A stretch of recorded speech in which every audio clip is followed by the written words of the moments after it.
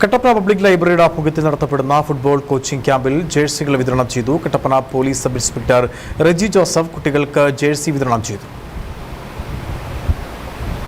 കായിക മത്സരങ്ങളെ പരിപോഷിപ്പിക്കുകയും ഫുട്ബോൾ മത്സരങ്ങൾക്ക് അവസരമൊരുക്കുകയും ചെയ്യുക എന്ന ലക്ഷ്യത്തോടെ കട്ടപ്പന പബ്ലിക് ലൈബ്രറിയുടെ ആഭിമുഖ്യത്തിൽ നടത്തപ്പെടുന്ന ഫുട്ബോൾ കോച്ചിംഗ് ക്യാമ്പിലെ താരങ്ങൾക്കുള്ള ജേഴ്സികളുടെ വിതരണമാണ് നടന്നത്. Kattappana police sub inspector Reji Joseph വിതരണ ഉദ്ഘാടനം നിർവഹിച്ചു.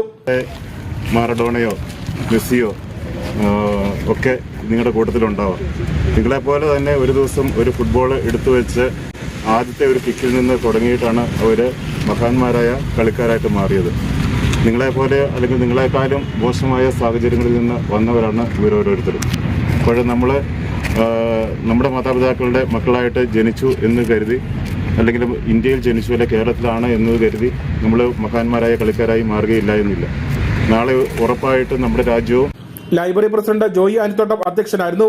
Football association president Jose Pulickal, taluk library council president Sini Parappayi, Jose Mathew, Saji Elavunkal, Ullas Thundathil തുടങ്ങിയവർ പരിപാടിയിൽ പങ്കെടുത്ത് സംസാരിച്ചു.